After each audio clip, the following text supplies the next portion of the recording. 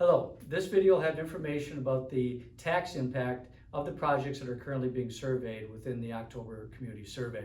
A little information here. The survey is really divided into two areas.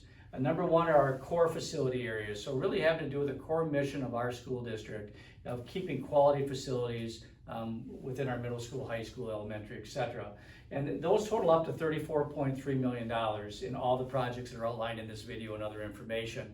And so when you look at the survey, you'll first be focusing on these core areas. That tax impact is about $107 per $100,000 in home value estimated at this point in time for those particular projects. The other project is outside of our core mission, is expanding the mission of the district if the taxpayers felt it was a quality project to bring into our community, is a child care facility at $6.1 million. The tax impact of that estimated out is another $18 per $100,000 in value. So total looking at about $125 in $100,000 home value. As a comparison, when the Ellsworth Elementary was approved, the estimated tax impact at that point in time was about $120. So the tax impact is relatively similar to that project that we had back in approved in 2016. A little financial background. One of the things we've been seeing, as most districts in the state have been seeing over time, is a downward trend in our mill rate. In other words, that tax per $1,000.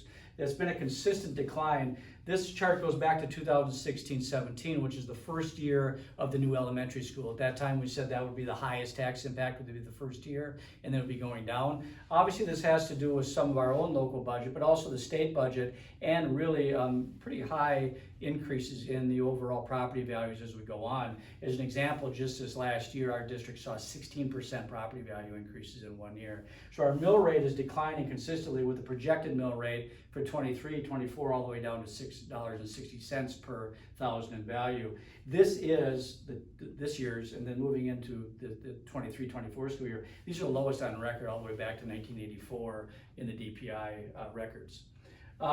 Mill rate comparisons, one of the people always talk about is how are our taxes compared to others in the area. Historically, we've been pretty low here, and this kind of gives an example of our current middle border conference schools. You can see where we're at is 710, and it does vary. And of course, there's a lot of variables in this, having to do with property values, having to do where are they within referendum cycles, things like this. But we are really relatively per $1,000 of tax value, we're really taxed pretty low on the scale here compared to other school districts. This is put together by Baird, our financial representative that we work with in these calculations.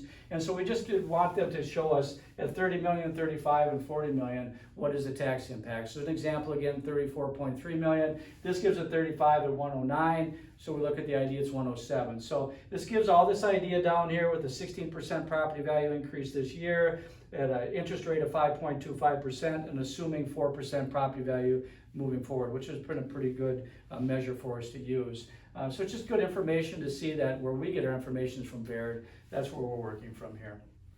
I did also want to talk about tax levy because we talk about the mill rate. Obviously, with high property value increases, our mill rate's driving down, but also our tax levy. I think it's important because it can get easy to forget about this.